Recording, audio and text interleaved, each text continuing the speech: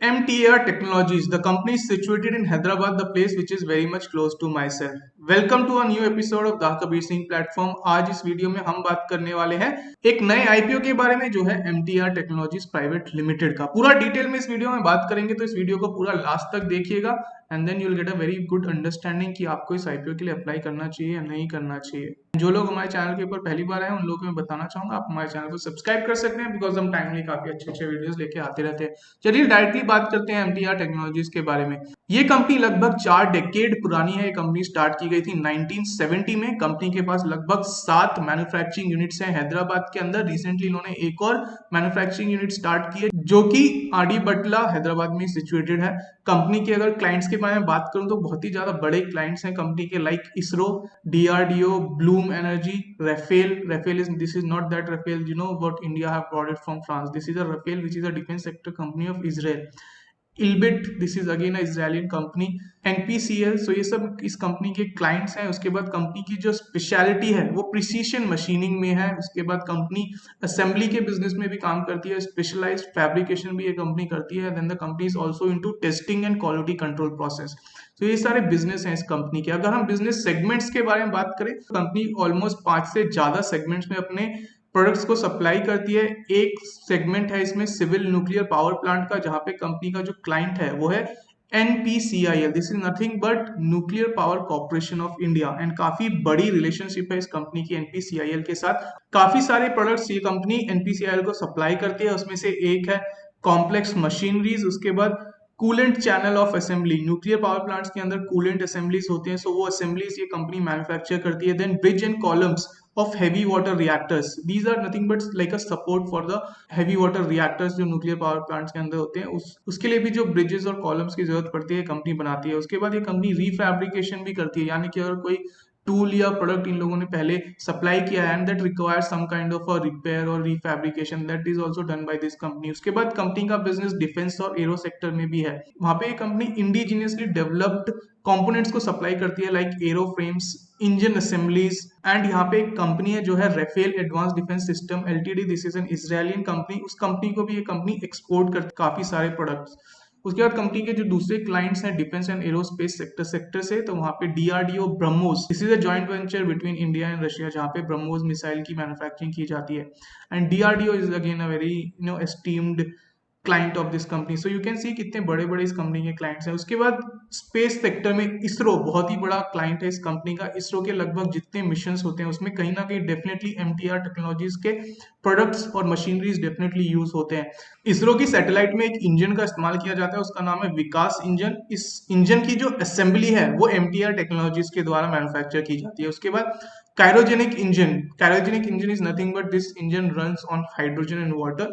सो इस इंजन की भी जो असेंबली है वो MTAR टेक्नोलॉजीज मैन्युफैक्चर करती है। इसरो के सैटेलाइट्स में इसको यूज किया जाता है। उसके बाद दूसरा सेगमेंट जो है वो बॉल स्क्रू और रोलिंग स्क्रू का है। इस सेगमेंट में ये कंपनी मार्केट लीडर है इंडिया के अंदर, और ये इकलौती कंपनी है जो बॉल स्क्रू और रोलिंग स्क्रूज बनाती है इंडिया में। इस कंपनी की जो रिसेंटली एक आडी बाटला के अंदर मैन्युफैक्चरिंग यूनिट स्टार्ट की गई थी, वहां पे ये कंपनी रोलिंग स्क्रू ही बना रही है। अगर मैं आपको बॉल स्क्रू और रोलिंग स्क्रू के बारे में बताऊं तो these are the types of screw which are specially made for different kind of machines, different kind of tools on demand. These are not the general nuts and bolts which are used in our home. So these are specialized one, especially the roller screw. These are those kind of screw which converts the rotational energy into linear energy. So you can see this company is manufacturing these type of screws. दूसरा segment जहां पे ये company काम करती है वो clean energy का। यहाँ पे इसका एक बहुत ही ज्यादा एस्टीम्ड क्लाइंट है जिसका नाम है ब्लूम एनर्जी US से।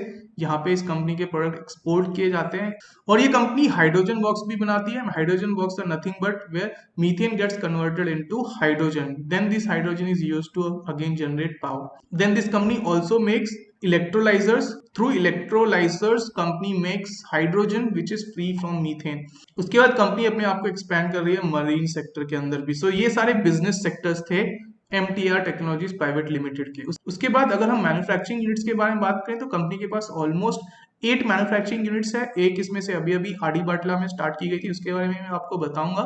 जो इनकी पहली यूनिट है जो हैदराबाद में लोकेटेड है, वहां पे ये कंपनी न्यूक्लियर डिफेंस और एरोस्पेस सेक्टर के जो क्लाइंट्स हैं उनके लिए प्रोडक्ट्स मैन्युफैक्चर करती है। जो सेकंड यूनिट है वहां पे ये स्पेस सेक्टर लाइक इसरो के लिए जो भी प्रोडक्ट्स या टूल्स की जरूरत पड़ती है वो ये मैन्युफैक्चर करती है। उसके बाद जो थर्ड यूनिट है वहाँ पे ये फिर से न्यूक्लियर, डिफेंस और एरोस्पेस सेक्टर में यूज किए गए टूल्स प्रोडक्ट्स को मैन्युफैक्चर करती है। जो इनकी फोर्थ यूनिट है एक तरीके से सपोर्ट यूनिट है, जहाँ से ये हेल्प प्रोवाइड करते हैं इनके डिफरेंट क्लाइंट्स को, डिफरेंट यूनिट्स को in terms of design, software and other R&D related issues. उसके बाद यहाँ पे एक कंपनी रफ इंजीनियरिंग भी करती है। Rough engineering is nothing but जहाँ पे cutting and sharpening of tools किए जाते हैं। पांचवी जो है इसकी वो भी हैदराबाद में लोकेटेड है, जहाँ पे अगेन ये सपोर्ट प्रोवाइड करते हैं और हीटिंग ट्रीटमेंट होता है यहाँ पे इनके फिफ्थ यूनिट के अंदर। जो इनकी सिक्स्थ यूनिट है वहाँ पे सपोर्ट प्रोवाइड करते हैं related to fabrication, refabrication and tools repair work. और जो इनकी सेवेंथ यूनिट है वहाँ पे ये क्लीन एनर्जी और एक्सपोर्ट जो भी करते हैं ये लोग वो हैंडल करते हैं। उसके बाद आदिबाटला में इन्होंने रोलिंग स्क्रू के लिए एक नई यूनिट स्टार्ट की है, जहां से ये रोलिंग स्क्रू की मैन्युफैक्चरिंग करने वाले हैं। अगर हम कंपनी की स्ट्रेंथ के बारे में बात करें तो सबसे बड़ी स्ट्रेंथ है कंपनी के एक्सपीरियंस। काफी पुरानी कंपनी है, बिजनेस काफी ज्यादा स्ट्रॉन्ग है, बहुत सारे क्लाइंट्स इनके रिपीटेड ही हो रहे हैं और रिलेशनशिप काफी सारी कंपनीज के साथ बहुत पुरानी है। लाइक इसरो के साथ बहुत पुरानी रिलेशनशिप है। उसके बाद NPCIL के साथ काफी ज्यादा पुरानी रिलेशनशिप है। उसके बाद HAL, DRDO के साथ भी काफी पुरानी रिलेशनशिप है। तो आप देख सकते हैं कंपनी का जो एक्सपीरियंस है, कंपनी की विजन टू एक्सपैंड। कंपनी काफी ज्यादा एक्सपैंड करने के ट्राई करती रहती है। रिसेंटली एक और मैन्युफैक्चरिंग यूनिट भी स्टार्ट की है, जहां पे कंपनी ने एक और प्रोडक्ट ऐड किया इसके पोर्टफोलियो के अंदर, दैट इज रोलिंग स्क्रू, जिसके बारे में मैंने आपको बताया था।